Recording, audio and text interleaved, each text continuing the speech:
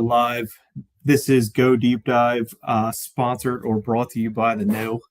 We are now part of the No Be in the No podcast network. Very nice to be able to say that. We are officially set up with our logo in the corner, as you can see. Nice to finally be here. I'm Zach Nunez. He is David Billiot Jr. David, how are you feeling today? Great, man. It's I'm home. I didn't think I was going to be home for this episode, so I'm very happy about that.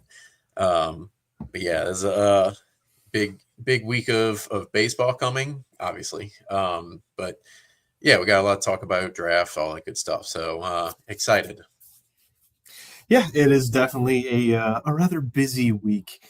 You wrapped up with the NFL draft. You had the interesting series with Mississippi State. And then you finally got a win against Southeastern last night. So it's nice to get back into the winning ways.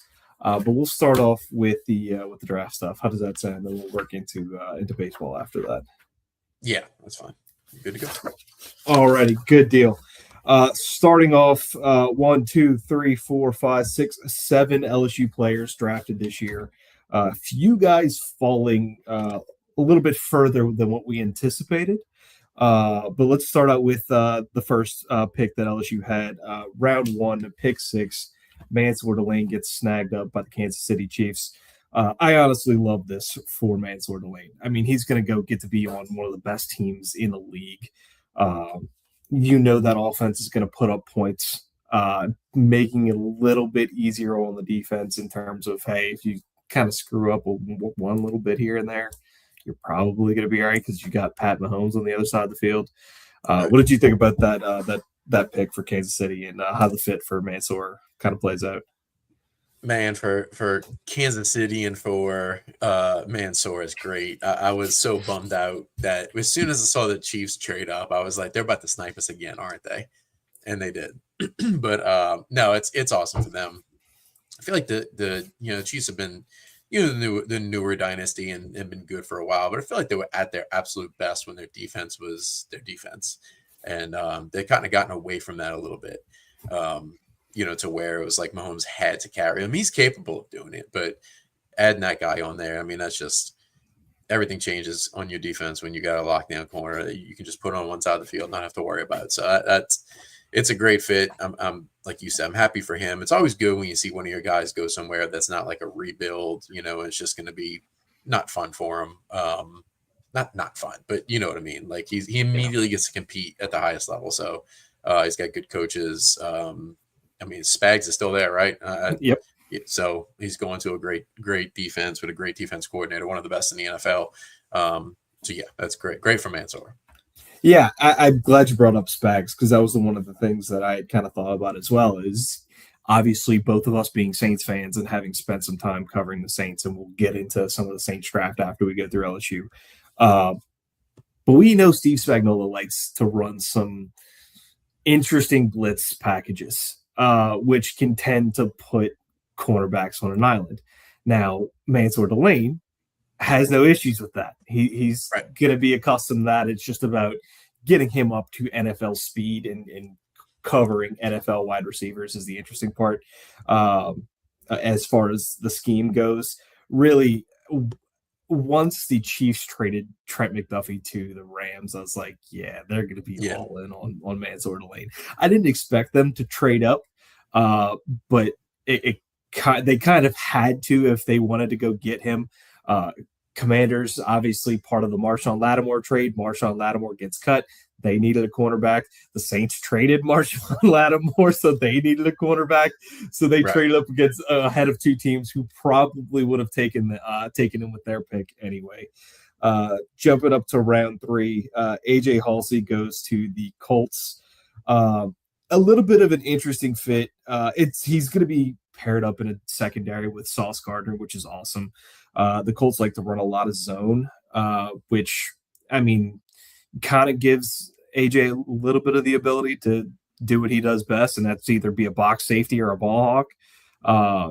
So I don't hate the fit. I'm not like, oh my God, this is Mansour Delane to the Chiefs, absolutely perfect fit for him. But I think he has a chance to succeed in Indy. For sure. I mean, that's another team that's it's like a good organization that's just been run well. You know, even when you think they're going to be bad, they haven't. I mean, they were, you know, I know they fell off at the end of the year, but as good as they were last year with Daniel Jones, it caught everybody off guard. And again, with them, when they're good, it's like when their defense is doing well. I'm excited for him. I know a lot of people seem surprised by that pick just because it wasn't like one of the you know, higher draft needs or roster needs that they had listed for the Colts. But to me, that seems like that they value him as the best player available. It's one of those situations, and I mean, we know we're biased, but I mean, AJ's awesome, and he should get to do like some different things in that defense. You know, move around. I think that's when he's at his best. Yeah, absolutely. You talked about being a little bit surprised with AJ. The next two picks are the ones that surprised me as far as where they kind of gone. Xavier Thomas goes in the third round to the Chicago Bears. Not based on talent wise, but purely based upon the season that the LSU offense had. I was surprised to see him go in the third round. We obviously know what he offers in terms of speed and athleticism. So seeing him go that high isn't a massive surprise. But that's kind of a crowded wide receiver room. They've got Luther Burden, they've got Roma Dunze, and they have another receiver that they picked up whose name escapes me right now from that Ben Johnson's bringing over with him from Detroit maybe a year later. But seeing how they will get Xavier Thomas on the field is going to be the interesting part. If there's anybody, any offensive mind in the NFL that can take Xavier Thomas and everything that he can do, line up in the backfield and take a handoff, you know, go in motion, just going, you know, whatever. It's Ben Johnson. I'm excited for him to watch that. I really am. I cannot wait to see how Ben Johnson uses him because there's no more creative mind in the NFL. You'd imagine it'd be in a similar role to how he was kind of used by LSU. You just hope it would be a little bit better, like a lot of those motion dives and things like that, motion like the jet sweeps and things like that. Yeah. Jet sweeps probably be something he probably should have gotten the chance to run a little bit more at LSU, but I think LSU fans have a little bit of PTSD when I say the jet touch pass just because of previous offensive coordinators. But yeah, the wide receiver whose name I was thinking of was I can't remember. I pulled up the wrong thing. The other one that was other pick for me that was surprising was Bauer Sharp to the Bucks. I was not sure if Bauer Sharp was going to get drafted. If he did, right, I figured it was either going to be by the Broncos or like late in the seventh. But he does go to Tampa. I know our friend ATG is really excited about that. Said he's going to compete for tight end 3.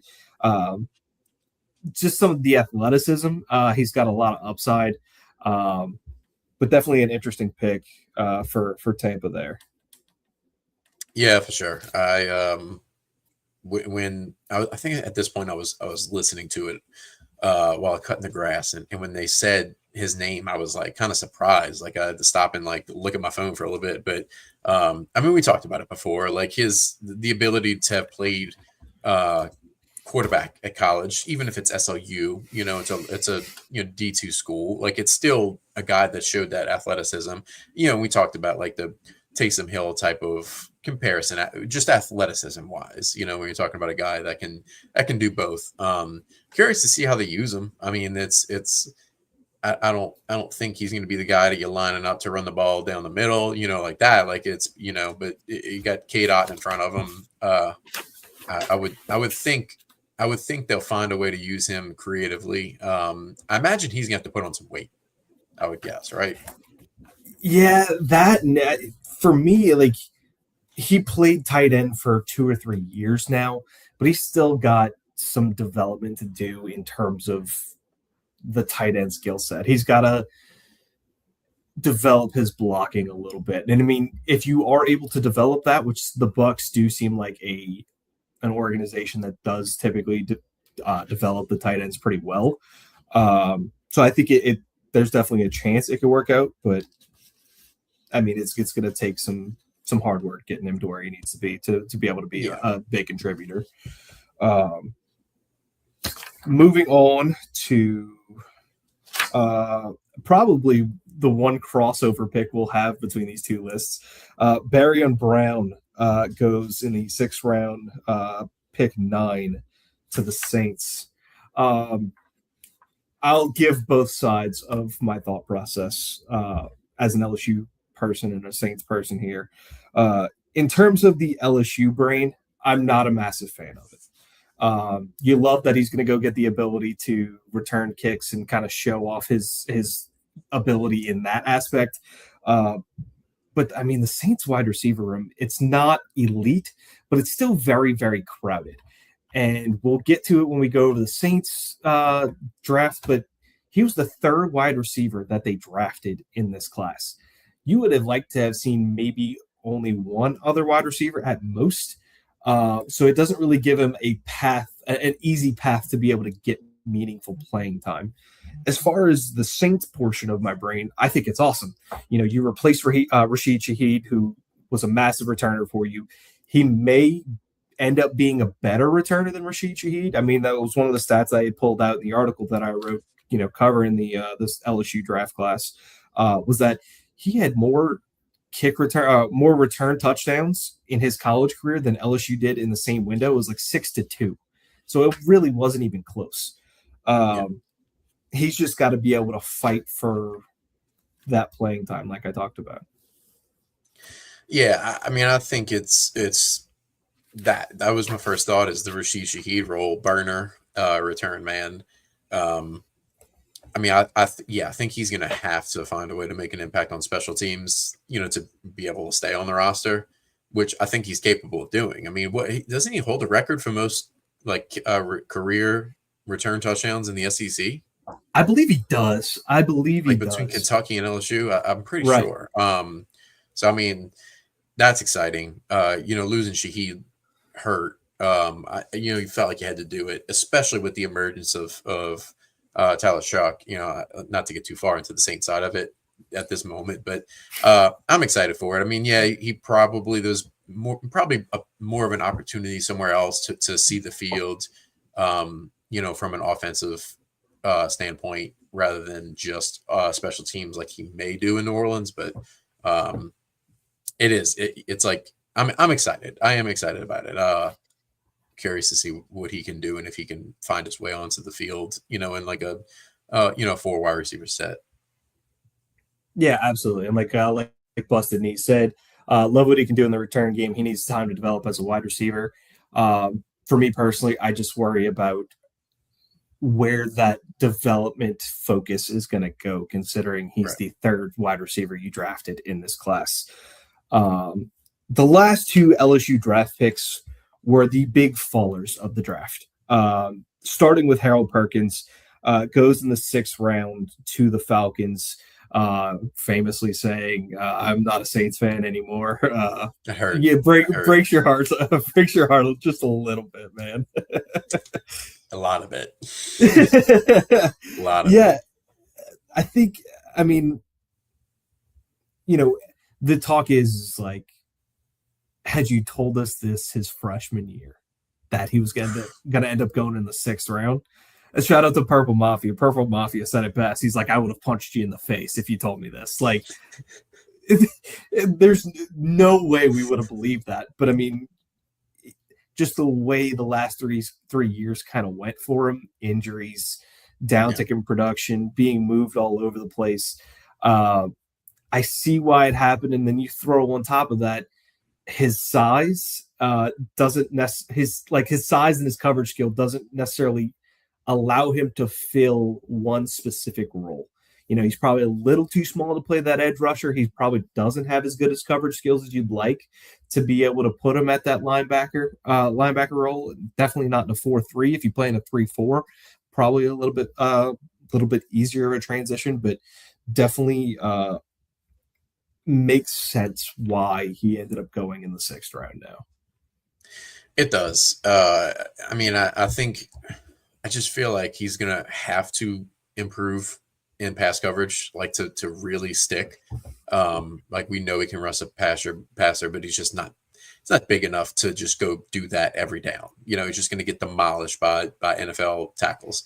So I feel like he's got some improvement, and it does make sense. Honestly, I think it's still shocking though, like just knowing his athleticism and what we've seen from him, that he fell that far. The only reason why I think he wasn't talked about more, throughout that day 3 on the broadcast is because Garrett Nussmeier, not to spoil the next, but like because he was being talked about, because that's all they were talking about was like, why is this dude still on the board? If Nuss hadn't been there, it's probably Perkins that they're talking about a whole lot.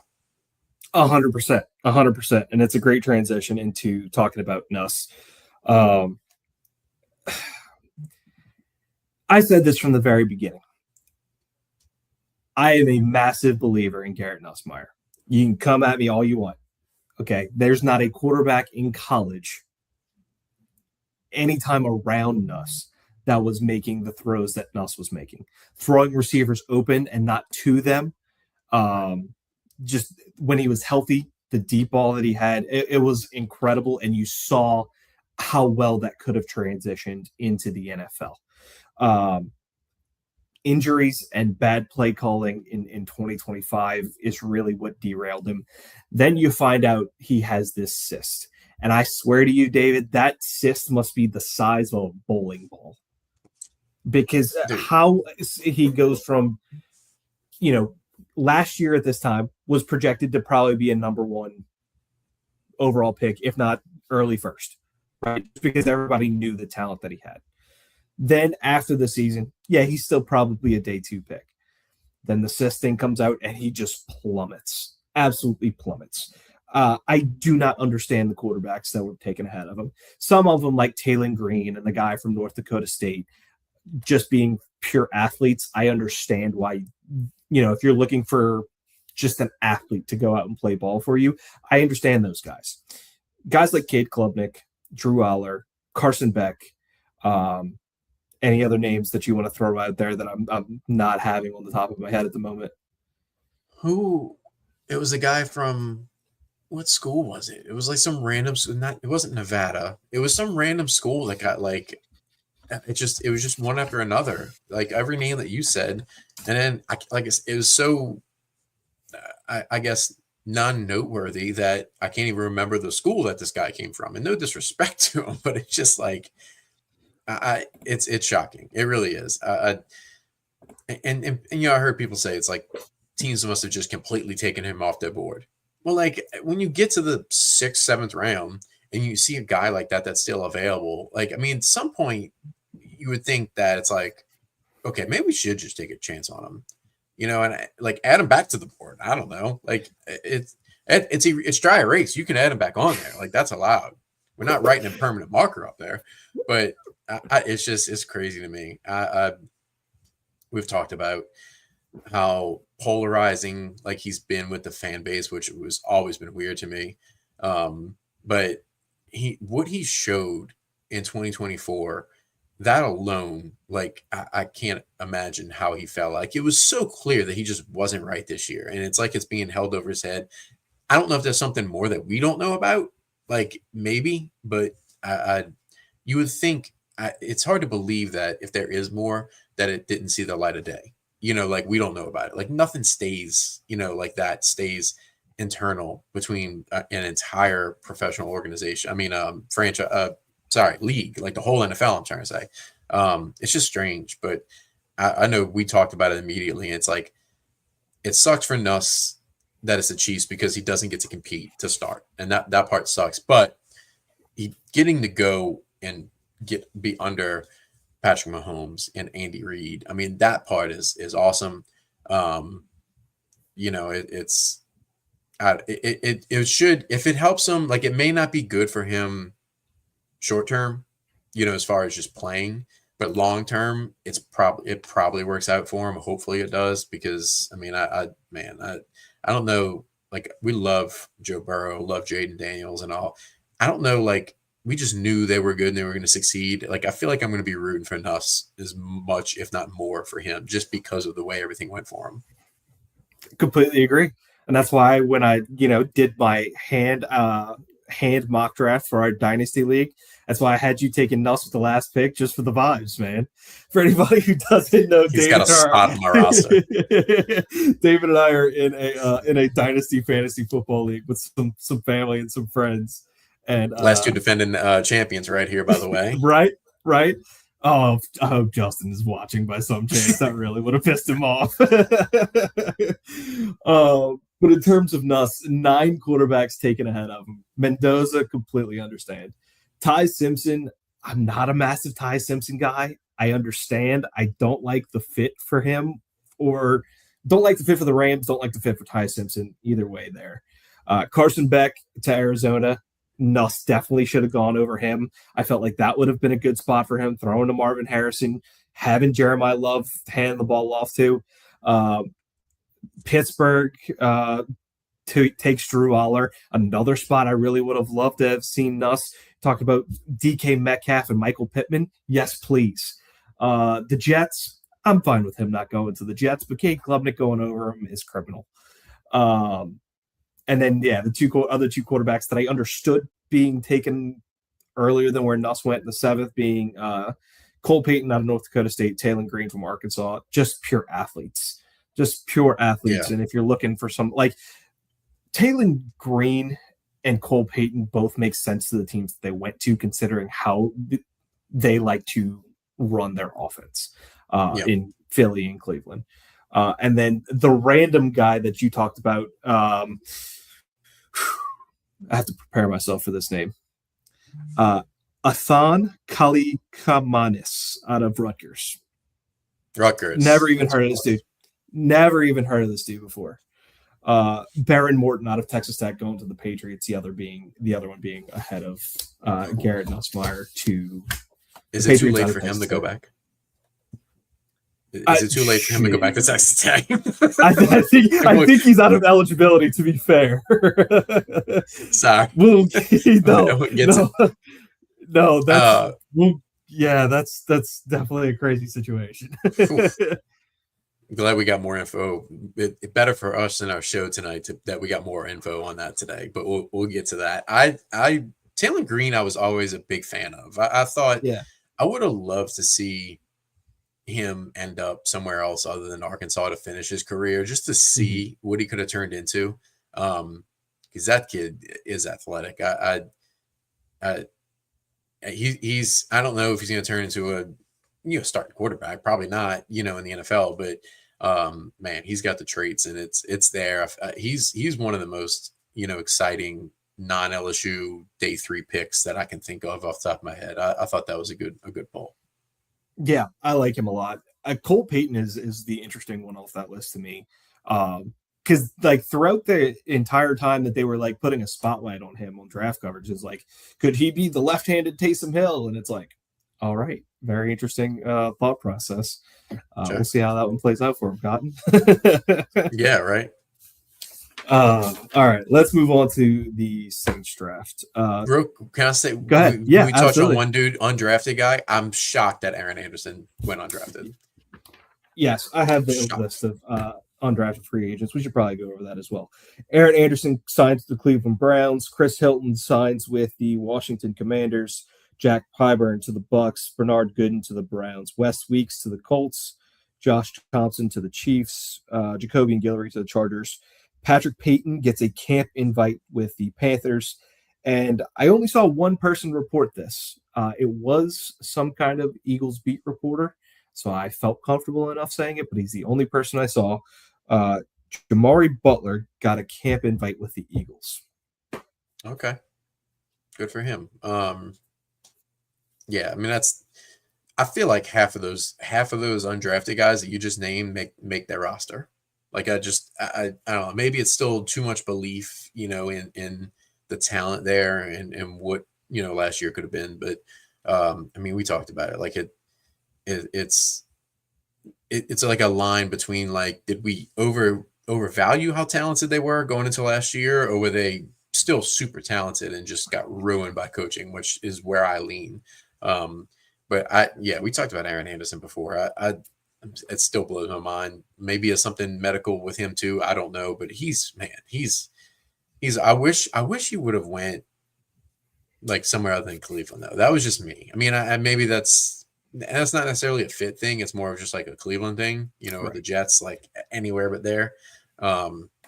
But I wish he would have ended up in Kansas City. We talked about that before. That was a spot Right. that I really liked.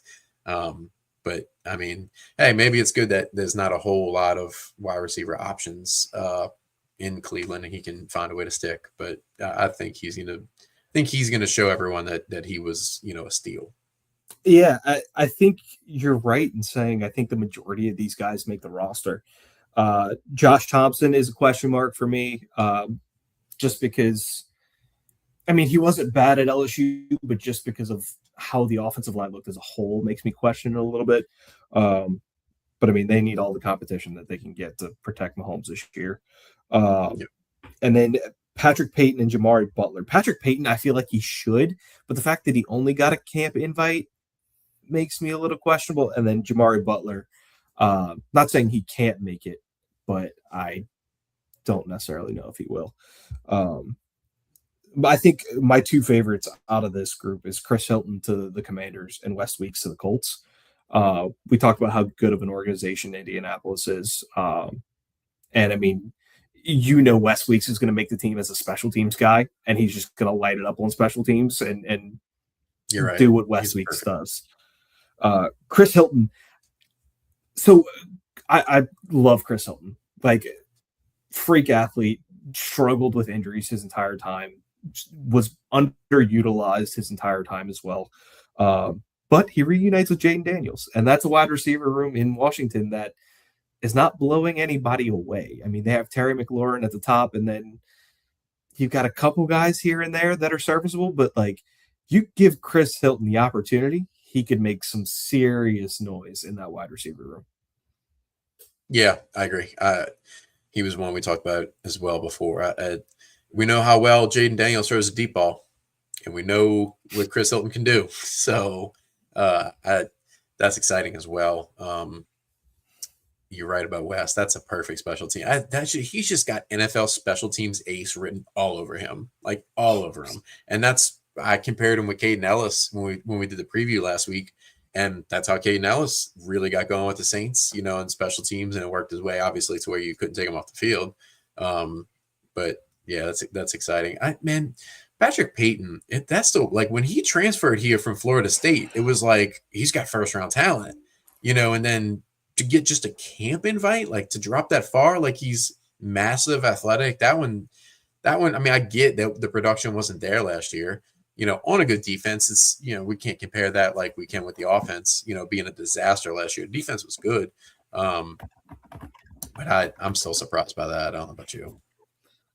Yeah, I'm really surprised by that. I mean, this is like you said, a guy that was talked about as being a first round talent. He was the 2022 All Defensive Rookie of the Year in the ACC. I said that weird. ACC Defensive Rookie of the Year in 2022. There we go. Got it.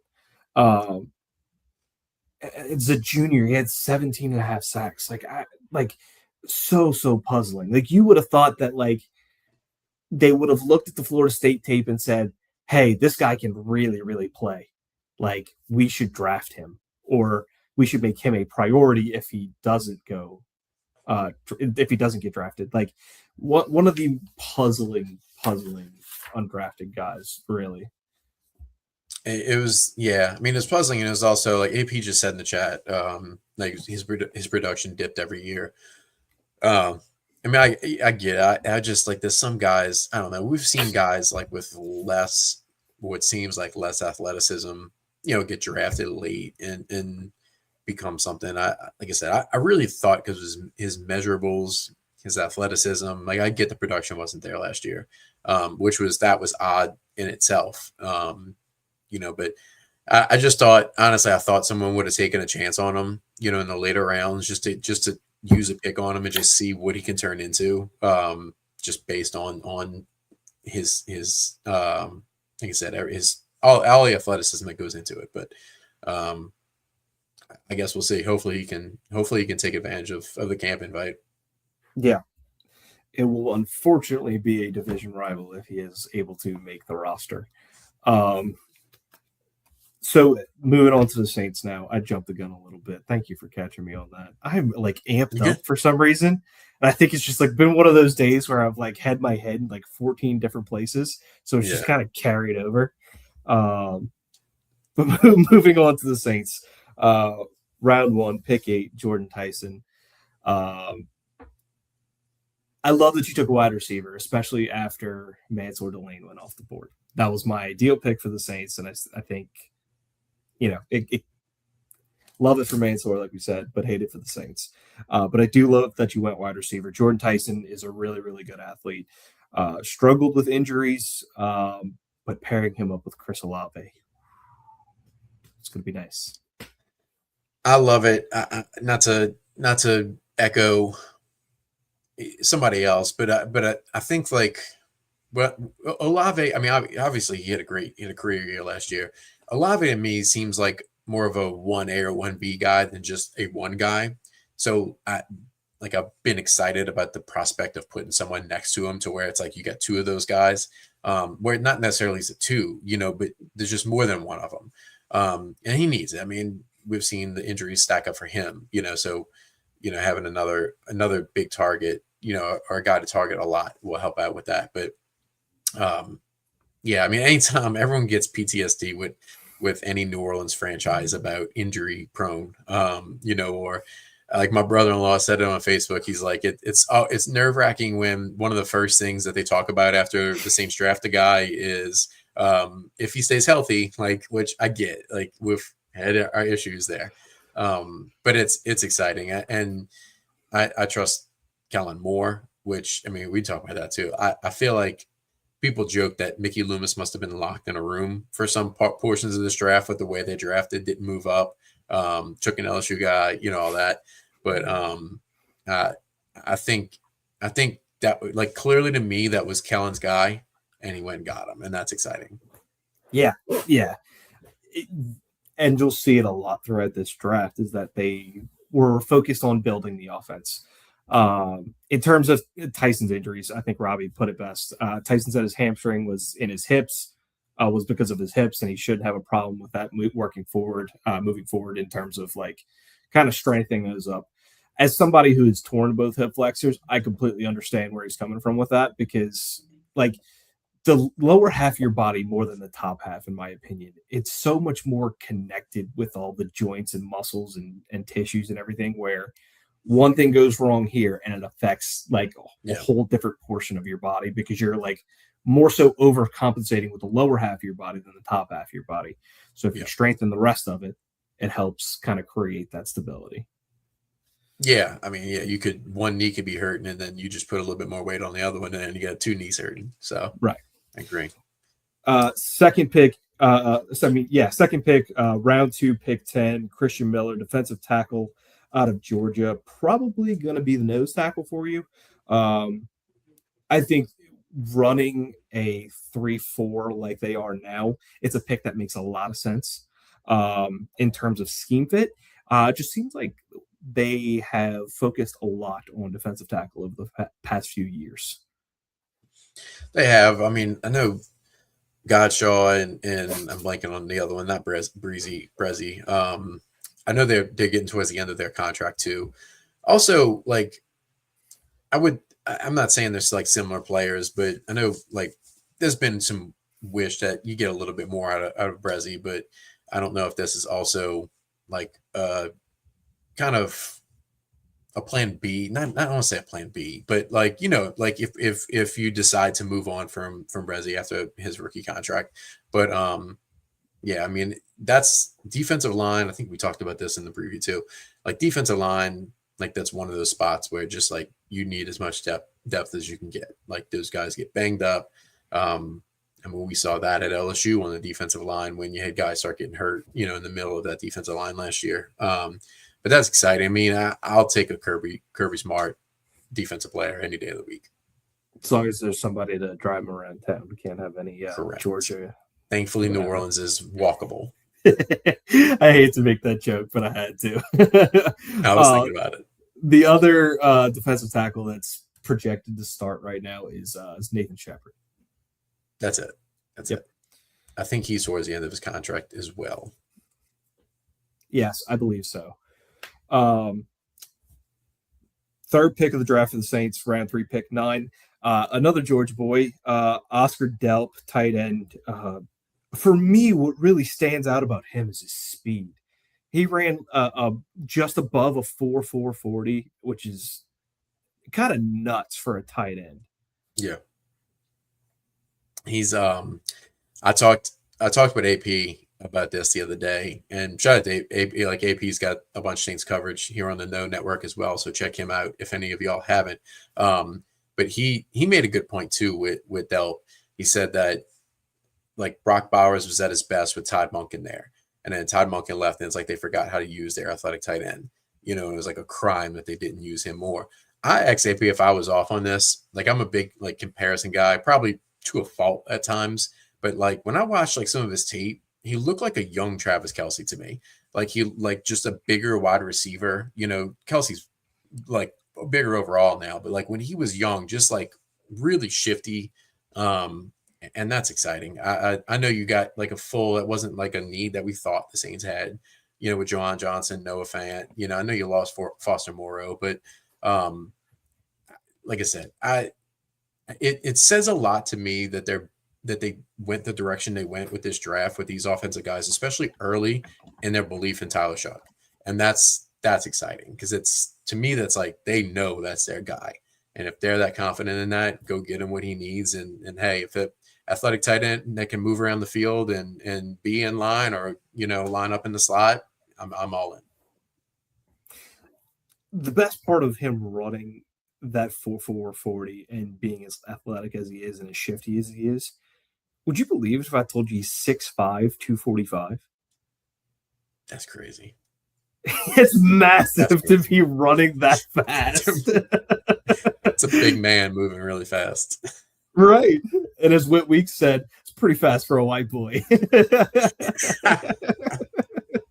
Oh, West. Yeah, you're right, though. Continuing along the offensive building that the Saints did, Jeremiah Wright, guard, 4th round, pick 32 in the 4th round. Just powerful and nasty. I mean, you've seen some clips going around of him just being an absolute just manhandler in terms of, taking care of his assignments on the offensive line. Really good to see them not be content with what they have on offensive line. I think the offensive line is going to be really good, but the fact that, you're looking for some guys to kind of build out the depth and maybe rotate in if you have an injury or whatnot. To pick that I'm very comfortable with them making there. For sure. That's another spot. You got to get depth on. I'll take a guy that started on the offensive line in the SEC, again, like SEC Big Ten, obviously. Correct me if I'm wrong. Didn't he move from defensive line at some point in his career too? AP, I think I saw it. Let me know in the chat. Anybody in the chat if y'all know. I'm pretty sure that he was once a defensive lineman and moved to offensive line. If I'm way off on that, I'm sorry. But the key word that we're using a lot tonight, or I am, is athleticism. That is athleticism to me. He did. Yeah, he did. I thought so. He played as a freshman, played D-line. So that right there shows, that versatility. Like, that's not easy to do. And again, shout out AP. He made a good point. That's Cesar Ruiz's replacement. And that I'm sold on that right there, because my Lord, it's time. Yeah, that's really the spot that you kind of would expect him to kind of push for. It's where he's listed out on the depth chart, right behind Cesar Ruiz at right guard. Obviously, bringing in David Edwards in free agency kind of secures that left guard spot. But everywhere but right guard, you look at Calvin Banks, dog. David Edwards, dog. Eric McCoy, dog. Talise Fuaga, dog. Like, you got some dogs on the offensive line. He feels like he would not only be a good player, but like a culture fit for that offensive line. For sure. And to look at where the offensive line is now compared to just 2 years ago, it's night and day, and that's exciting. It's be good to see them get the running game going. And that's another spot you invested in. You'd sign Travis Etienne or Etienne, however you say his name now, but you invested in that position, running back, so you want to be able to run the ball as well and protect your new franchise quarterback. So that's exciting. 100%. I love the Travis Etienne shout out. It's so weird for me, like, because I'm in Lake Charles covering his little brother at Jennings High School, and it's Etienne. It's Trevor Etienne. Was it? But I look at Travis going to Clemson and to Jacksonville, and it's Etienne, and I'm like, I don't like this. Can we just say his name the right way? When he said that, like when he first got here and he said that, I was like, I had no idea. That's the first time I had ever heard that. So that was news to me. I thought like Etienne's a pretty cool name too, but Etienne is that's awesome. That's about as Louisiana as it gets. Exactly. That's what I was going to say. So, but yeah, shoring up all that, I'm excited about that. I can't wait to watch Saints offense get back to doing what they did well. Absolutely. We'll kind of go quickly through some of these last few picks. Wide receiver 2 of the draft, taken in the 4th round, pick 36 in the 4th, Bryce Lance out of North Dakota State, the little brother of Trey Lance. Another freak athlete that they took there. 4.340 speed. Love it. I had heard too that that was a situation where he had options to go somewhere else too, and he kind of just went to North Dakota State to follow Trey's, his big brother's, footsteps, I guess you could say, even though it's a different position. But he was athletic and good enough to go to a bigger school. It's not like he was at just North Dakota State because he's just like, just a JUCO type guy or whatever, not JUCO, D2 type guy. But athleticism, that's the key word. Indeed it is. Another decent athlete that they take in the 5th round, pick 32 in the 5th, Lorenzo Styles Jr. His older, I guess they're the same age or twins. I actually didn't look at I think he's younger. Sure. I think the Lorenzo's older is what I'm trying to say. I think Sonny's the one that went in the 1st round, right? Yeah, Sonny Styles went in the 1st round. I think Sonny is the younger one, if I remember correctly. Makes sense. Okay. Yeah. Yeah, I mean, safety, defensive back. He's kind of played all around, played some nickel. Probably going to start out as a special teamer, but I mean, the Saints always do find really good special teams guys, and always find some gems in the secondary as well. So, it may not be a bad Ohio State. Right. Barry and Brown, we kind of talked a little bit about him in the LSU thing. I gave both sides of my brain. Do you have any other notes on Barry and Brown to the Saints? No.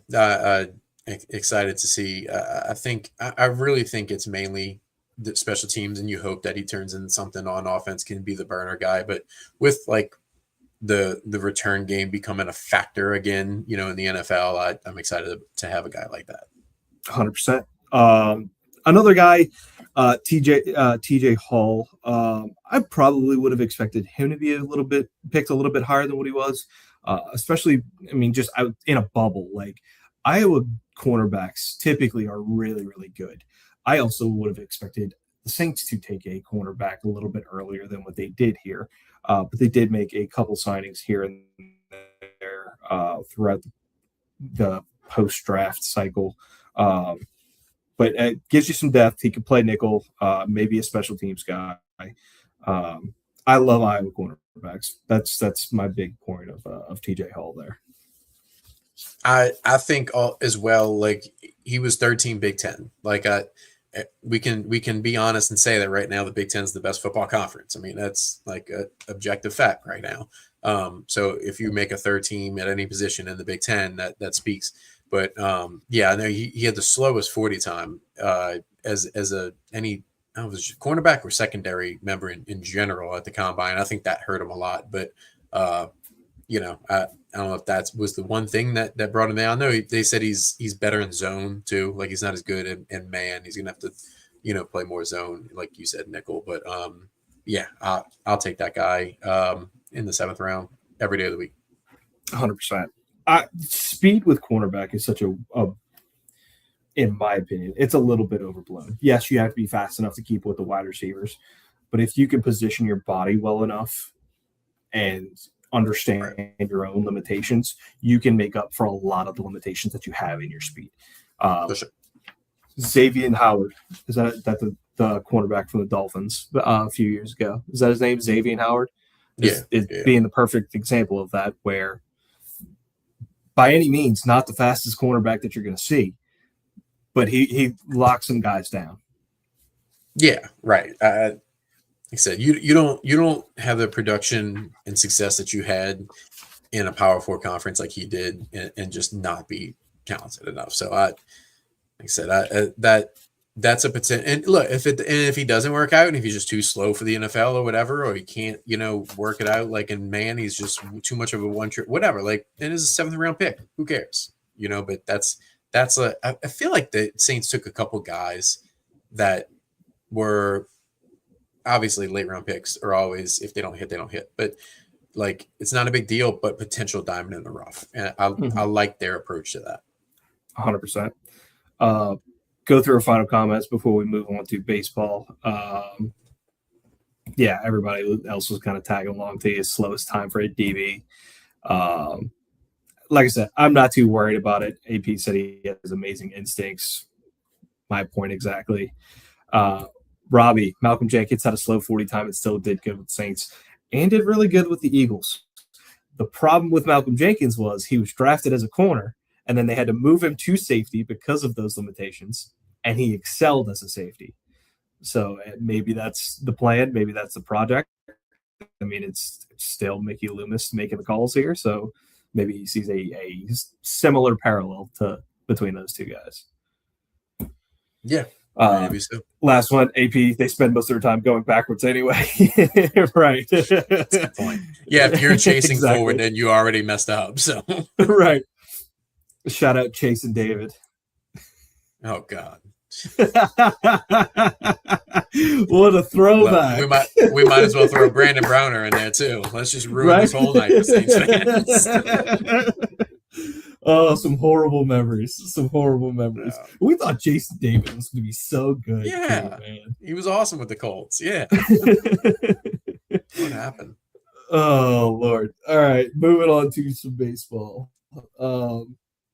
Rough weekend against Mississippi State. A weekend where that was almost complete opposite to what you saw the week before against Texas A&M, to where the pitching was able to carry you, but the offense couldn't provide run support.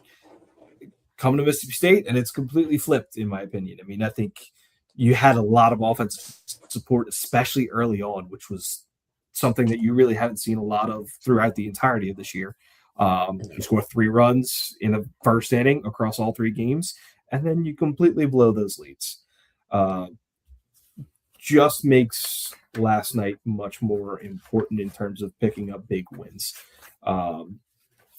Southeastern was a good team, like we had talked about the other night. They were going to be a tough team, despite being in the Southland. And I mean, they took it to Oklahoma, took it to a couple other teams. They beat Southern Miss, who's a very highly ranked team.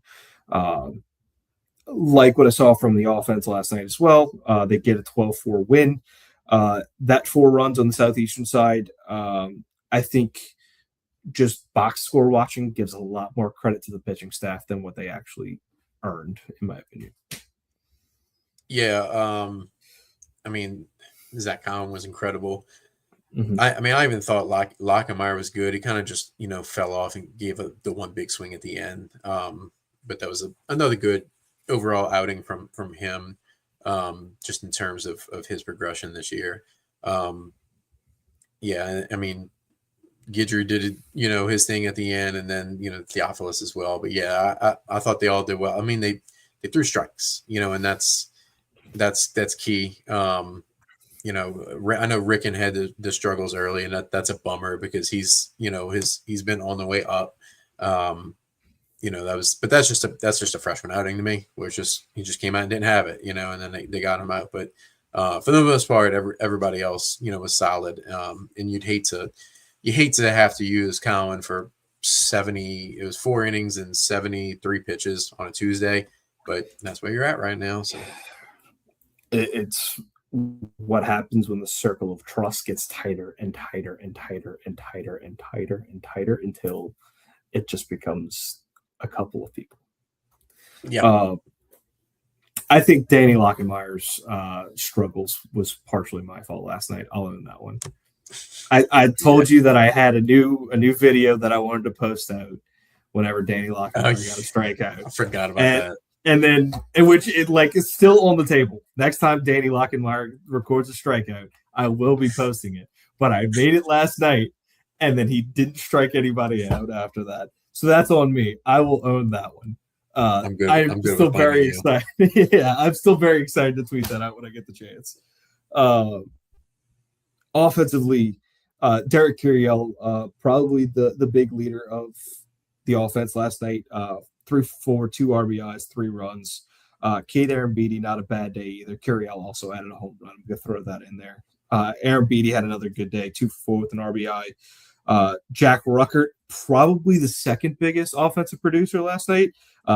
2 for 3, 2 RBIs, 3 runs, 1 walk. Really, really good showing from the offense. And you know what, David? It was consistent throughout. You had more innings that you scored a run in than you didn't, which is not very often for this team. No. That's 4 games in a row. No, 5 if you go back to last week. And Jay talked about that after. It's like the offense finally looks like his offense again. And it sucks that it's come so late, and you're in the spot that you're in, and it didn't happen earlier, but this is what we've been waiting on, and whether it is officially, becomes officially too late and you don't make it like we don't anticipate them doing or not. It's what's going on with who's doing it is what matters so much for next year. It's the freshmen, it's the young guys. I know Aaron Beatty seems like a vet because he's been around, but gotta remind, like, he's a sophomore, he's an underclassman, and that, like, that's your core for next year, and that's exciting to see.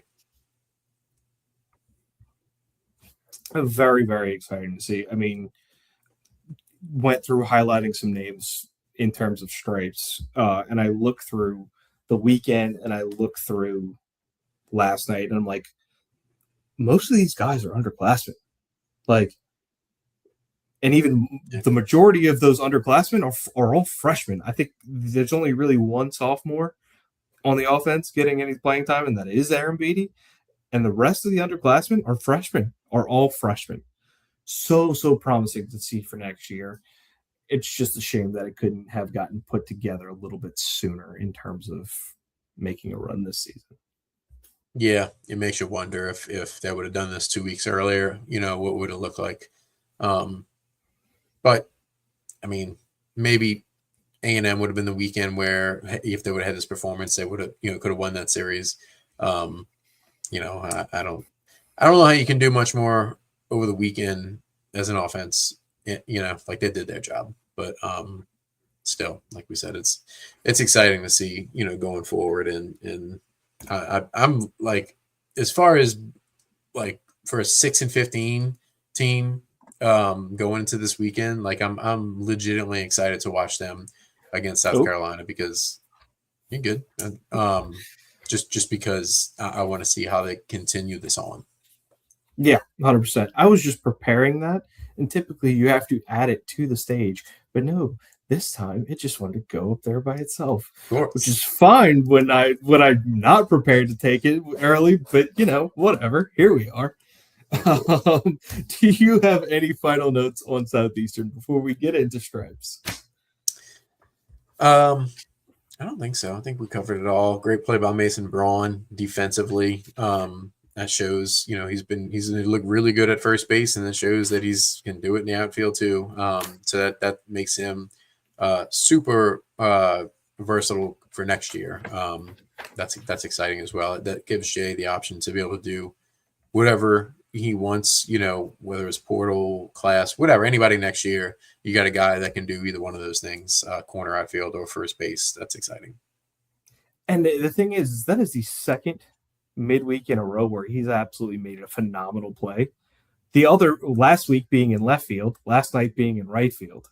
That's right. Like, so he could play both ways. I'm still pissed off, and I should have done this myself, so I'm partially pissed off at myself. I'm still pissed off that nobody clipped the catch from UNO because that was like an amazing catch. Yeah. But here we are.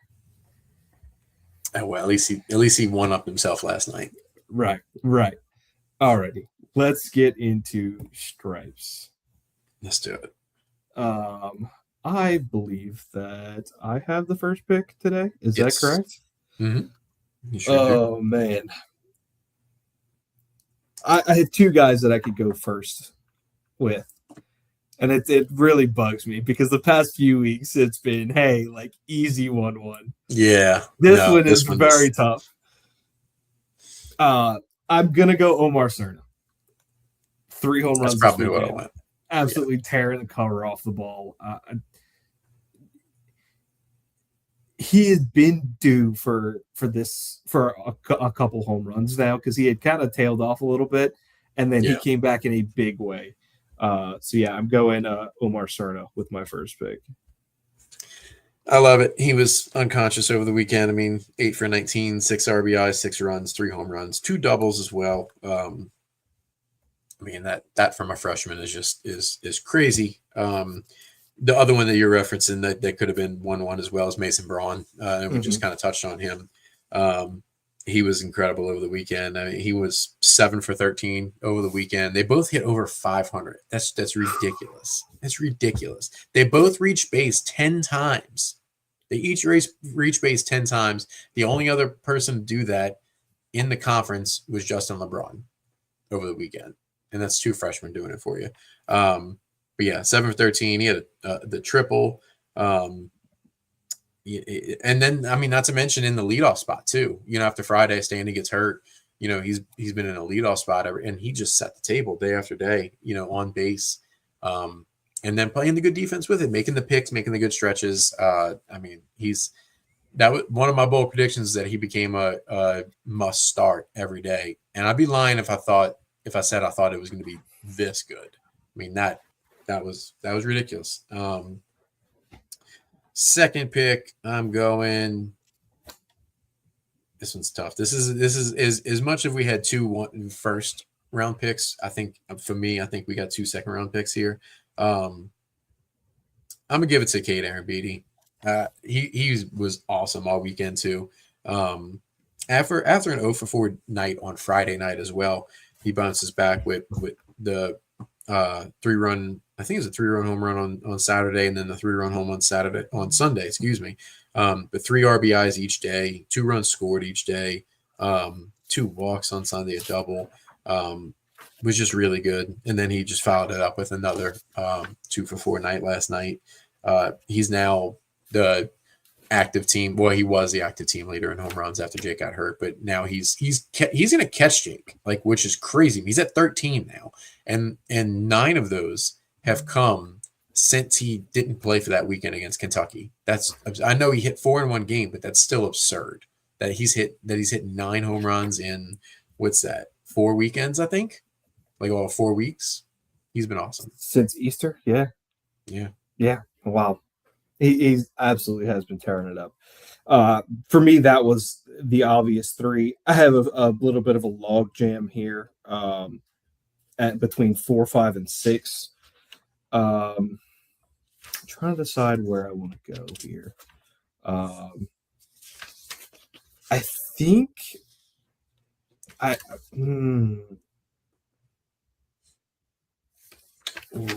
this is tough. This is so tough. You'll put the clock on you, and it's gonna be like the NFL draft. If you don't get your pick in, I get them. I get to take it. I'm gonna go Jack Ruckert. That's him. Boom. I'm gonna go Jack Ruckert. Stepping into second base, dealing with what he had dealt with earlier in the season, playing really, really well at second base.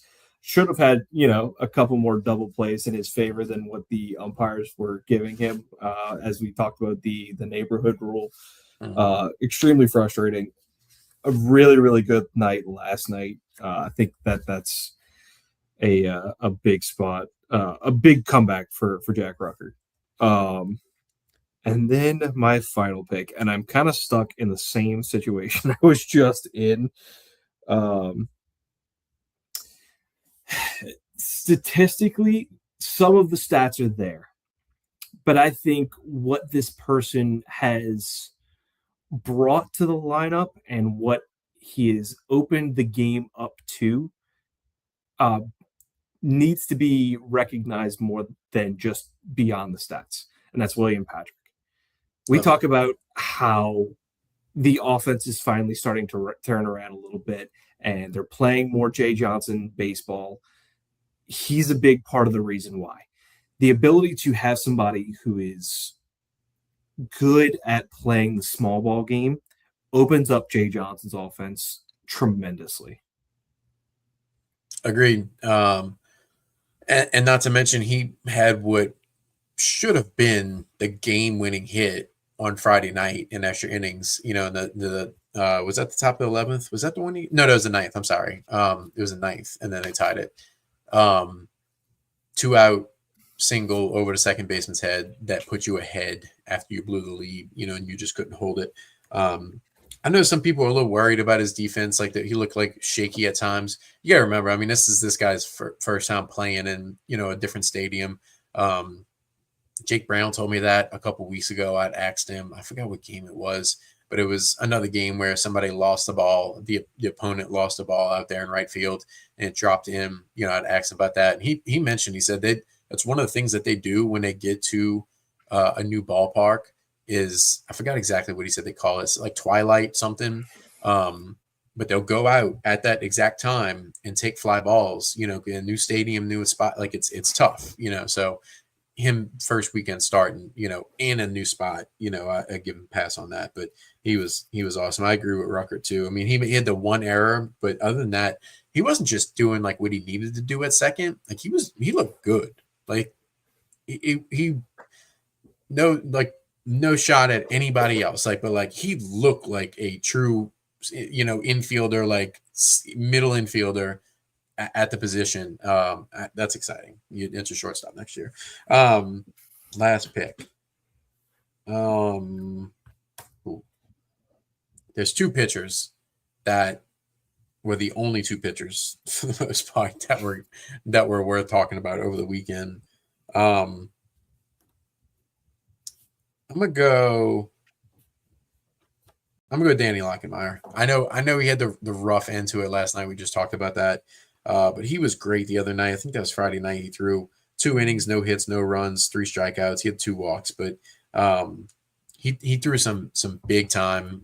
Those 2 innings were big time. It was like in the middle of that game being close, tied, or I don't remember the exact scenario, but he got big outs. And just to be in that environment and come from where he came from just a couple of weeks ago when he, you know, hit his one batter in 3 straight appearances. I think Danny. I'm excited. He's only a sophomore. I want to remind everyone of that too. Like that's a guy that could be a big factor, even bigger factor for you next year. The other guy I had written down was Santiago Garcia. I thought he was really good. That might have been Friday too. He had three innings, 1 hit, 1 run, 3 strikeouts, 2 walks. Similar line, just 1 extra inning. Santi was really good. And then we can say him every week, but Derek Gurriel, obviously, after what he did last night as well, he had to, you know, doing Derek Gurriel things. Right. Yeah, I had Gurriel written down. And I feel like, you know, it's always hard to not mention Stephen Milam in these conversations as well. Yeah. So I had him written down as well. And for anybody who thinks that we talk about who we are going to pick beforehand, this is proof that we don't, because had I known David was going to pick Danny Lockenmeyer, I would have had the clip ready. Yeah, true. True. Yeah, Joker just said it. Milam with 6 RBIs over the weekend. I regret. Yeah, I didn't write them down. That's on me. I'm glad you said it. But I mean, that's every weekend. Yeah, it is. It is. And that was like the log jam I had kind of talked about between 4, 5, and 6 and 7. Like I had also had Eddie Almond written down. Eddie Almond, number 2 fan or number 3 fan behind his parents, number 4 behind his girlfriend, probably. Either way. I had Eddie Almond written down. Sell yourself short. Be the number 1 fan. But I mean, massive home run, shouldn't have gotten pinch hit for in those weekend series. We talked about that.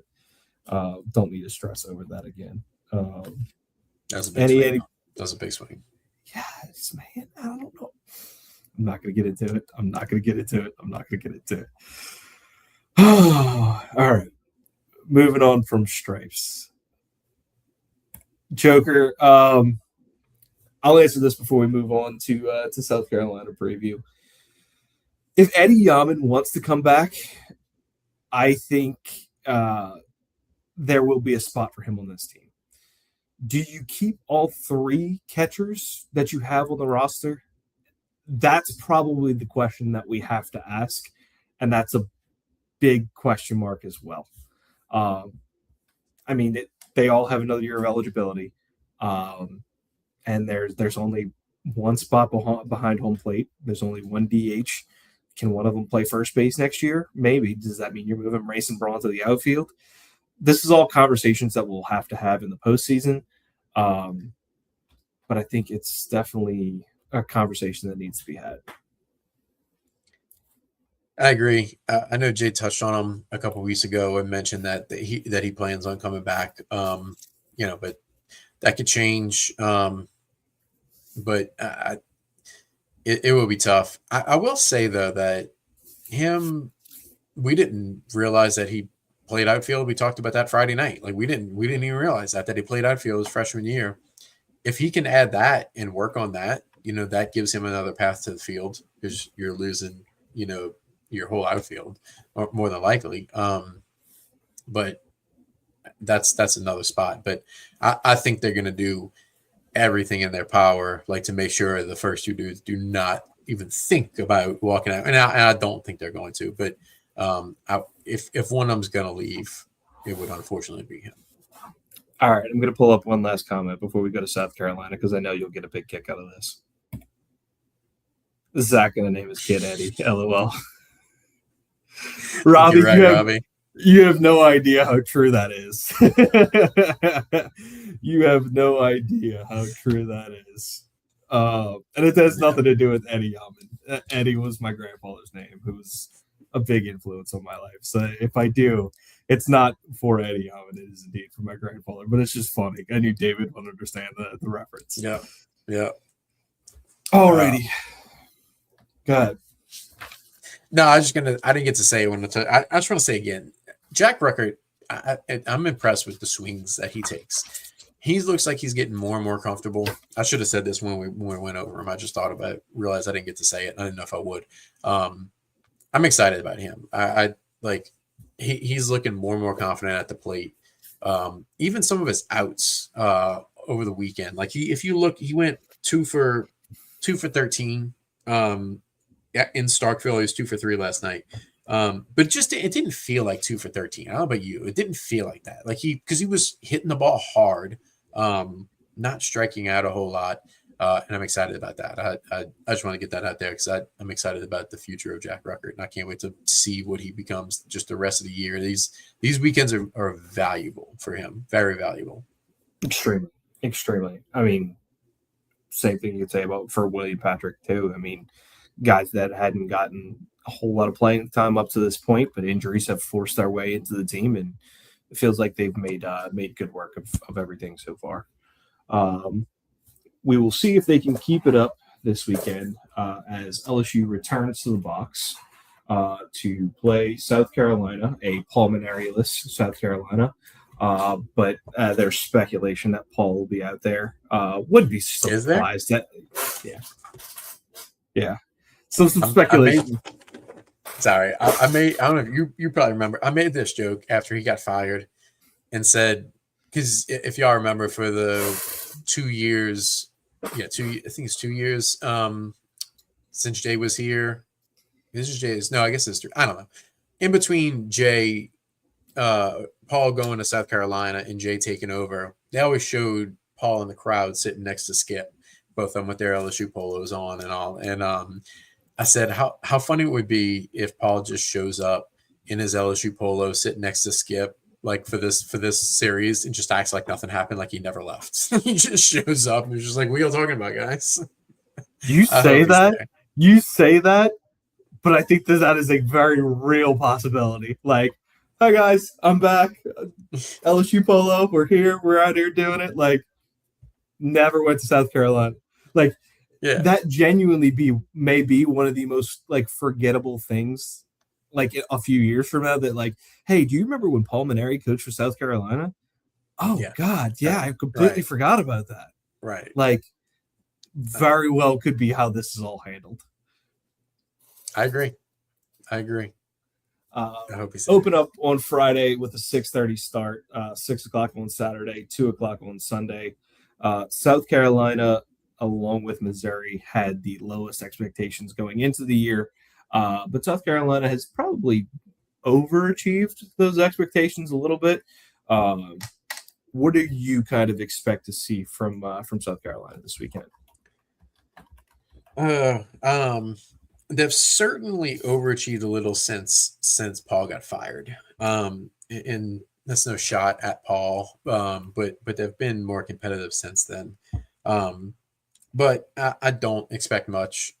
Even we're talking about an LSU team that's lost 9 straight SEC games, and I legitimately think that if they keep building on what we've seen, like they could sweep. I'm not saying I'm predicting that, but they could. Like that you the talent is just overwhelming in LSU's favor.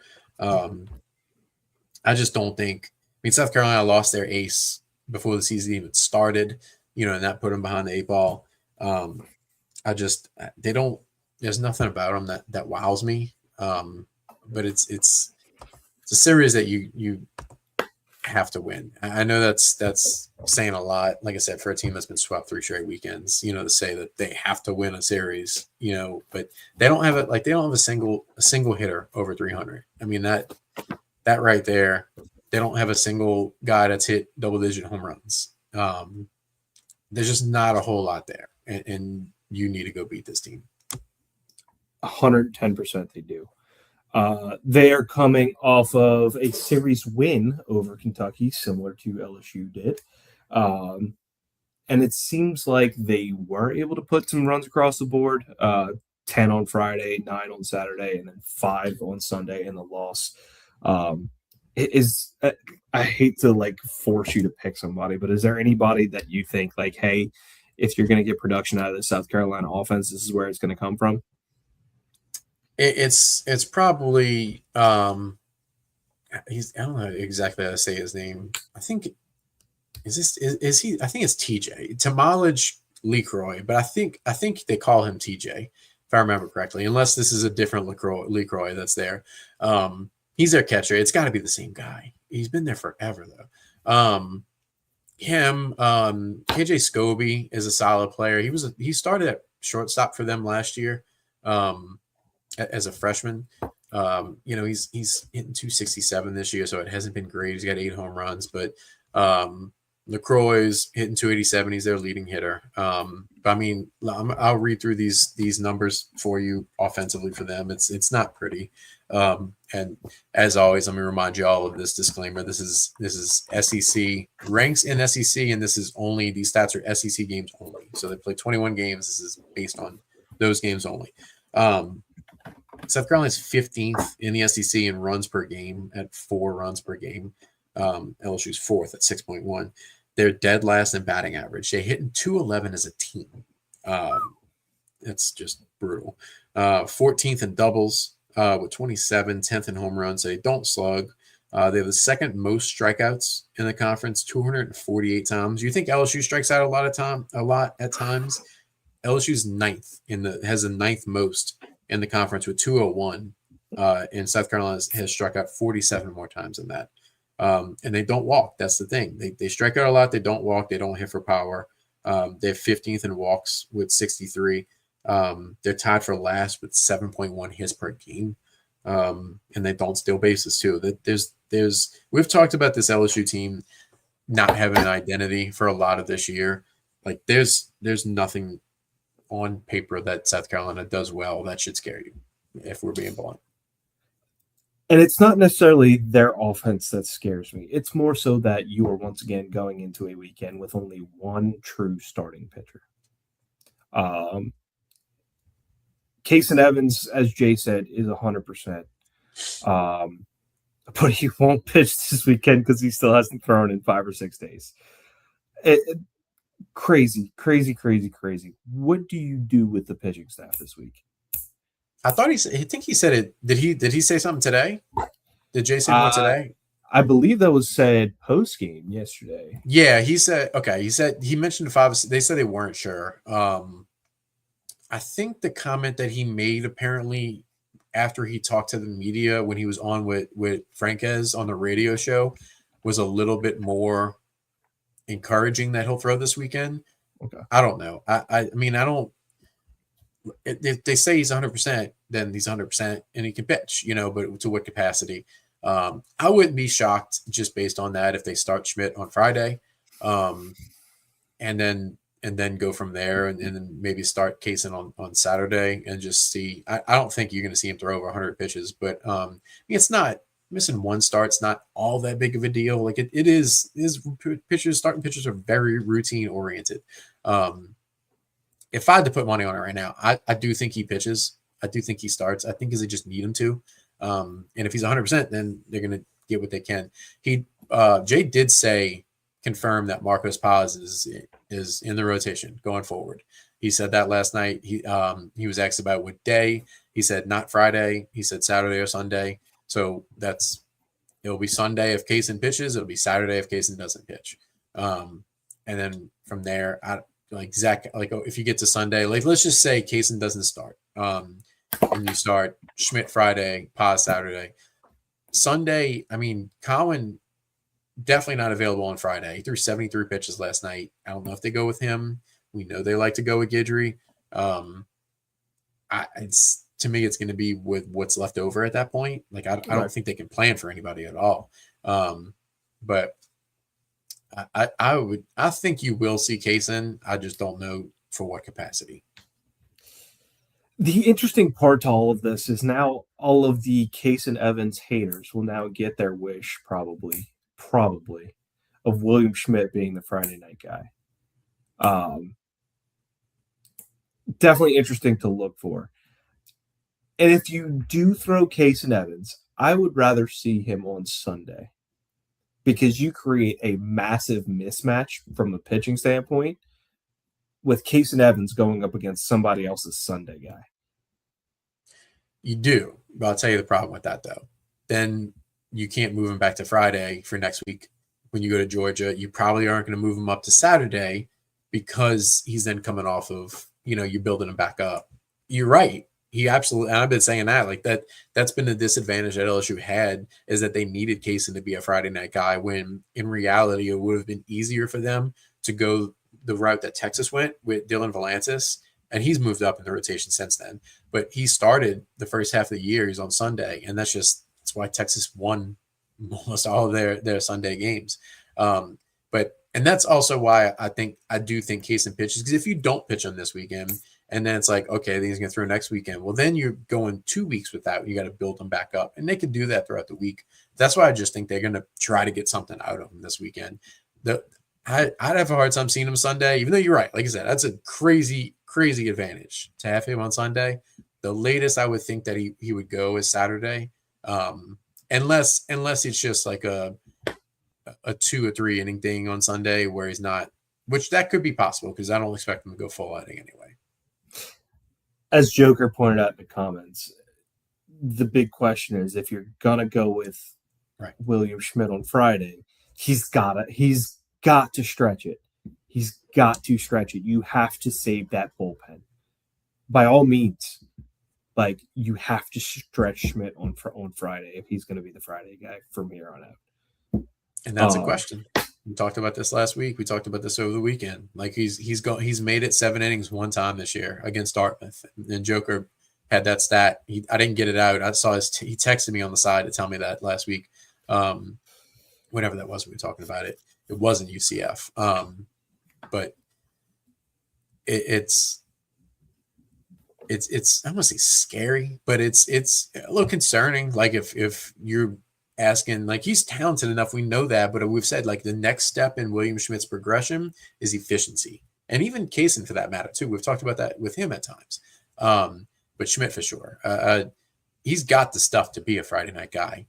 Just go, and maybe they'll just have to attack differently and not, nibble and here and there, and as 0-2, not waste a couple pitches, and just maybe that's part of the plan. But you're right though. He can't go 4 innings if he's starting on Friday. No.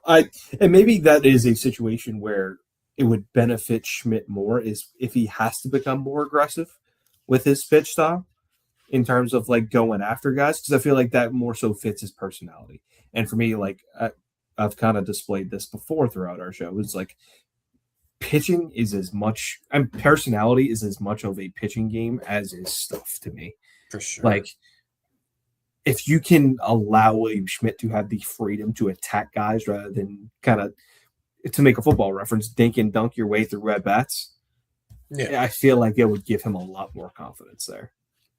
Yeah, it's like you got Cowan that's like a finesse type guy. Greg Maddux, if you're going to go further back, was so even keeled, and he wasn't blowing anybody away. He just was a good pitcher, and he just throw it where he needed to throw it. Devin Sheeran's going to come in. Zach Hess is going to come in. Even Kaysen last year is going to come in and just shove it down your throat. So you're right. And maybe, I'd love to see him just go more like aggressive. As far as the South Carolina pitching starters go, looks like Amp Phillips is their Friday night guy. Brandon Stone, the Saturday guy. And they used Alex Valentine on Sunday. What's your scouting report on those guys? That's what I got to. It could. Amp Phillips and Brandon Stone have seemed a little interchangeable. I think the week before they were flipped, so I'm not sure exactly what they're going to do, but that's how I wrote it down in the same order that you wrote it down as well. Amp Phillips is a junior right-handed pitcher. He's a transfer from SC Upstate. None of these guys are going to blow you away. They're like all three that we're going to talk about or no higher than low to mid 90s with a fastball. Amp Phillips is a good slider. That's probably his best secondary pitch, low 80s. Got a cutter and a change. He got a 4-pitch mix. Let me get back to his stats. He's 3-5 on the year. He's the only player on the team that's made 11 starts that started in every appearance for them. 55 innings pitched. He's given up 43 hits. Struck out 63 and walked 27. Opponent's only hitting 213 off of him, but he does, lose control a little bit as well. It seems like that was the case for him last week. Despite South Carolina getting the win, he only went 1 1/3, gave up 4 hits, 5 runs, walked 4, and only struck out 4 in that 1 1/3. All 4 outs he recorded were strikeouts, but he gave up 5 runs. So definitely a chaotic situation with him on the mound. It sounds like he was pitching that game on Saturday where Mississippi State tied the game without having a hit in that inning. I remember Babin was not happy about that. None that was any. I just remember Babin. He kept saying, "I can't get over that they allowed them to tie the game without a hit." Saturday or potentially Saturday. Brandon Stone, another right-handed pitcher, junior, low to mid-90s fastball, slider. He's got a cutter. He's more of a 3-pitch guy. The slider and cutter is just a little different with speed, but he's made 7 starts this year, 13 appearances. His ERA is 3.6. His record's 5-2. He also has 55 innings pitched. He's given up 58 hits in those 55 innings, so a little bit more than 1 per. 52 strikeouts, 42 walks. So it's a little bit less than a strikeout per inning. 270. Opponents are hitting 270. He's also hit 6 guys too. So he's got the propensity to really lose it. Yeah, 100%. It doesn't necessarily seem like they have a true out-and-out closer. Valentine has 4 saves on the year, and Alex Philpott, who got the loss last weekend in, game 3. Yes, they both threw on Sunday. Valentine gave up 4 runs in the start. Philpott got the loss, gave up 3 runs in relief. Um, yeah, I'm like, this is a series that you should sweep if you're a normal LSU team and not have any lose any sleep over it because of where they're at. That's a very big question. It is. Yeah, I mean, I wrote Valentine down, for Sunday. But there's no telling. He's only made 5 starts. I think that's. Let me go back to it. That's third on the team. Or Connor Chicoli has also made 3 starts, but 5 starts. Excuse me. I don't know how many have been on the weekend. There's a couple guys, but it's probably more midweek starts. But Valentine I could see in there because LSU does have a lot of lefties in their lineup, and he is a left-handed pitcher. He's got a funky like 3/4 type slot. Fun transfer from Texas State, but same thing. He's a 3-pitch mix. Fastballs in a low 90 slider changeup. But I wouldn't be shocked to see him in there. He started last Sunday. You as you mentioned, but that's the guy I would pencil in for them for this Sunday. But as a staff, they're like offense. They're a little bit better as a pitching staff than they are as an offense, but 7th in the conference in ERA, 15th in strikeouts. They only strike out 8.1 per game. For comparison, LSU's 3rd and strikes out 11.1 per game. They have the 5th most walks in the conference.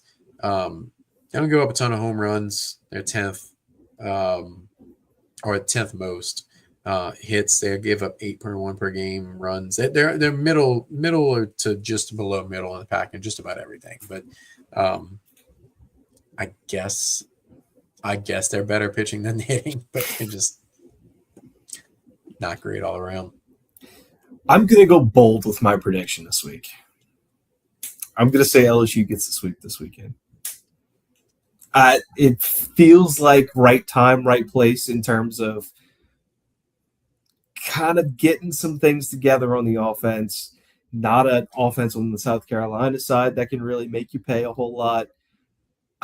I'm going bold that I'm saying you're getting the sweep. I don't see a day that I can target, even with the pitching struggles that you've had, that I'm like, yeah, that's the game you lose. Like, I don't see it on my end. I'm with you. Something Maybe it's tells not me that bold then. Picking them to sweep, but they've lost 9 straight is definitely bold. But it don't matter who they're playing. But there's just, I don't know, like maybe it's a little bit of like LSU baseball lore that's like living in us, and with that combined with like the improvements that we've seen, and they just seem like for a team, it's crazy for a team that's lost 9 straight conference games. Doesn't it feel like they have momentum? Which is just a weird thing to say, but you lost that game because you just couldn't hold on. We talked about it. Like South Carolina scored most of their runs in the 6th inning or later last week. That's against a really good offense on the road in that environment. Mm-hmm. I don't, like you said, that's what I was thinking. Like I can't, it's baseball, obviously, but I have a hard time looking at any of these days and thinking like South Carolina's going to be the better team that day. I just don't like. They probably will win a game because that's baseball, but I just feel like it's like you get a sweep this weekend and you go to Georgia and you may lose and it doesn't matter anyway. But it feels like they're at least going to have 1 week of hey, is this it? Is this the LSU getting going? Like, and it just, I don't know, man. It feels like this week is it. Yeah, it's a weird headspace to be in, but this is what it's come to. Before we move off of baseball, you did want to highlight some recruiting news. So they got the commitment. Was that Monday, I believe? My days are all messed up. Where was it? I wrote it down. I think it's Colby Stringer is the guy's name. Freshman, not a freshman, excuse me. Senior in Mississippi, who was kind of like a late riser. In a way similar to William Schmidt, not as high as William Schmidt. Schmidt could have been a 1st-round pick, but what I'm getting at is he made that jump late. Like his senior year has been ridiculous. It's two-faced because you get him to LSU, and he's like considered a potential weekend arm eventually. Not next year, but eventually. And you also stop him from going to Mississippi State and Ole Miss, who are right around the corner, and that's always big. He's a talented kid. His fastball is like low 90s right now, but I know it doesn't sound high, when we're talking about SEC college baseball, but as a senior in high school, that's high, and that's something that Yeski you'll work with. You get him in a pitching lab, and if you see a guy like that make the jump and elevate the way he has in 1 year when he's in small town high school baseball, imagine what he can do when he gets to LSU with the resources that they have in Baton Rouge. And that's exciting. It's a guy that's going to be a factor in a big time arm. And that's exciting news. I didn't want that to go under the radar as far as importance, but if we're, starting to think about next year a little bit, that one does matter. It sure does when you need all of the pitching that you can get next year. We're going to go lightning round here for the last few minutes. I know AP's got a stream after us, so I don't want to hold him up too long. Spring football is officially over for LSU. Couple of the guys that I wanted to highlight: running back Dylan Jones, wide receiver Malik Elzy, and freshman defensive lineman Deuce Gerald's. Absolutely making big strides. Offense starting to come along. Defense has been doing really, really well. We talked last week about how we're worried about the cornerback depth. I saw some. So Fahim Delane posted some of his highlights from practice today. I fully understand he is a safety. Do not mischaracterize what I'm going to say. Miscategorize what I'm going to say. He looked like he could play some corner in those highlights, man. He was locking guys up one-on-one, and I'm like, oh, boy, are you sure you can't play corner? We might need you there, man. I might as well throw the athleticism word out there one more time tonight. That's him. Pedigree. We've seen it.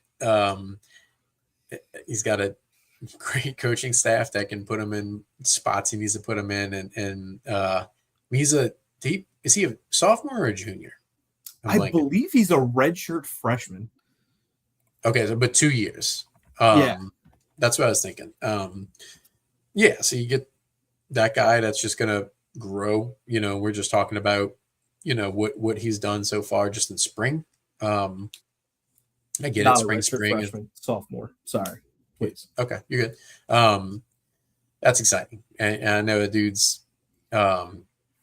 like physical, just like beast, and that's exciting for sure. Very, very, very good to see. What's not good to see in terms of national news, but good to see if you're an LSU fan, is LSU dodged a major bullet with this Brendan Sorsby stuff. If you haven't heard by now, he has checked himself into a rehabilitation program for sports gambling. Some of the stats placed around 10,000 bets for an average of 20 bets per day. Small amounts that were below $1 to $2.50. Betting balls and strikes at Cincinnati Red games. Going even further back, as a redshirt freshman in Indiana in 2022, he had allegedly bet on the Indiana Hoosiers games, which, if you remember correctly, was where he was at the time. Very, very, very crazy situation. Apparently, Cincinnati knew about it. So, absolute chaos with this whole entire situation. LSU dodges a massive bullet with this stuff. I mean, can you imagine the rest of the country if LSU gets Lane Kiffin and then this is how it starts with that, like losing your starting quarterback? I mean, it would have been I saw people were bummed out that it wasn't that it happened at LSU. The haters were it would have been ugly. But I mean, that's tough, man. I was more of a Levitt guy. I know it's easy to say now. I've been a Levitt guy for his last 2 years. So I was excited, when we saw Sorsby walk away, and it's like, okay, if you get Levitt, then I'm glad this happened. Man, thank goodness. I don't know. I cut out for a little bit. I don't know if you read, I know you're reading some of the stats, but 10,000 bets since 2022 is crazy. Crazy. Well, I hope he gets better. I like, in all seriousness, I hope the guy gets his mind right. But I ain't playing college football, bro. Yeah, as from reading the tea leaves with all of this, like a permanent ban is very, very, very much on the table in these kinds of situations. You kind of compare it to Keyshawn Booty's situation a little bit, but all of that came out after he had left LSU, and his punishment from the NFL was like, yeah, okay, done. Like, so I don't know. I mean, I think maybe his best case scenario at this point is finish the rehab program and go into the supplemental draft, and hopefully somebody takes you. Like, crazy, crazy, crazy situation. And like Tripp said, wouldn't be surprised if he's not the only one doing this. Like, it happens. Like, they will use other people. They will use their friends to be like, hey, place this for me. Like, it's just so hard to regulate that. It's hard to regulate, and it's just too easy. The access is just too easy. I mean, I could pull up and do it on screen for y'all in 30 seconds, that quick. Like, if anybody can do that. And then shout out to, I don't know if he's watching, but the guy we thought was going to be a live studio audience tonight when I thought I was going to be on the road home for this. Shout out to Jeff. Jeff made a good point as I was telling him about this today in the truck. He acts like, how old is he? And I was like, he's probably like 22, 23. I looked it up. He just turned 22 in January. So a lot of that was when he was underage as well. Oh, like that hasn't even wow. been talked about. Right. I'm like, oh my God.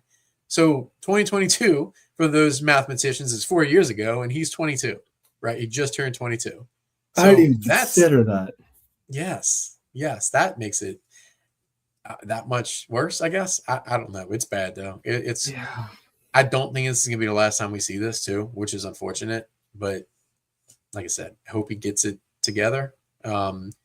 He was like, if he had a good year, was like a potential first-round quarterback. Day 2 at the latest. So I'm sure somebody will take a chance on him. If he goes supplemental draft, that's the route he goes.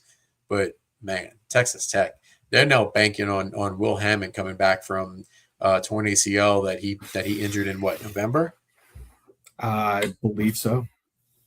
Yeah, it's brutal. And they just paid this dude $5 million, I think. Unless, like we talked about earlier, unless Baron Morton wants to sue the NCAA for an extra year of eligibility. Maybe they're only. Oh, interesting. This is maybe second round pick in the supplemental draft. Good call out, Robbie. The thing that I want to point out with the supplemental draft is, do you know how the supplemental draft works? Yeah, you lose your pick for the next draft, for the full draft, correct? That is the crazy part of that. So if I'm an NFL GM, I'm not wasting a second round pick on that. Not when you have if there's. I mean, we've talked about Not saying that Robbie's wrong, but yeah. I mean, when is the supplemental draft? Like it's not that far away, right? It's in May. I could be wrong on that, but here's the thing: it hasn't been used since 2019. So that's not a lot of time to figure out if this dude's late July. I was way off. But he said things, but still, like if this guy's going to rehab, I don't know. Like, character evaluation is such a massive part of the draft process, for guys, and if there's questions about, like, I don't know. I mean, that's still going to scare teams, and to invest like a second or third round, pick, which, so like say going to say the Browns because I can see the Browns being a team to do it. Say the Browns pick them in the second round of the supplemental draft. That means in 2027's April NFL draft, they lose their second round pick. That's how that works. Right. That's a big risk, man. 100%. 100%. And like you said, how the college programs, LSU included in this, didn't find that on background checks, it's beyond me. It's beyond scary. Me. Very, very, very scary. All right, that's all the notes I have. Any final notes before we wrap up here? Nope. I think we covered it all, like you said. If he's gonna be live, if he's not already. But our partner at the No, one of the partners. So y'all go check him out. It's our guy. But I'll let you run through your laundry list of items you have to run through. But yep. Absolutely. Like the video, like the stream, subscribe to us if you want to subscribe. We would greatly appreciate it. You don't have to. I'm not pressuring you. Yes, you do. Yes, you do. Yes, okay. You do. All right. David says you have to. You have to listen to David. Give us both a follow on X. I'm at Zach Nunez TV. He is at DC Billiot Jr. You can follow the show on X as well at Geaux Deep Dive. You can follow it on TikTok as well at go.deep.dive. Let's go. Follow the No accounts as well at Be in the Know. I believe they are at Be in the Know on everything. I looked at that earlier to double check and I couldn't remember, but I believe that is correct. I'm sure I'll get a text here in a few minutes saying, yeah, that was good, or no, this is what it is here. Either way, big shout out to the No. Make sure to check out all the content on the No. We appreciate you joining us either way, whether you like and subscribe or don't. David said you have to, though. You do. You do. Just to be clear, you do. And one more shout out to our guy Justin Babin Jr. for filling in for me last night at the box. It's the second time that he was there this year. Y'all know Babin. I can't emphasize his ability and what he does enough. We appreciate that. Very much so. And then I will be back Friday. I'm very excited. I feel like I've barely been at the box recently, and I'm so excited to be back. But I'll be there Friday and Saturday, and then Mr. Zach here will be there for Sunday. Very much looking forward to it. Yes, big shout out to the Babinator, as I am borrowing the nickname that I gave Eddie Yaman for Babin. He is gonna end up in my phone as the Babinator. That's something that Babin can take to the bank. He just got mentioned in the same breath as Eddie Yaman in terms of your favorite people. That he should put that on a plaque on the wall. It's Zach Nunez stamp of approval. All right. Once again, thank you all for joining us. Very long episode tonight. We appreciate you sticking around. Peace. Go Tigers. Thank you guys. Go Tigers.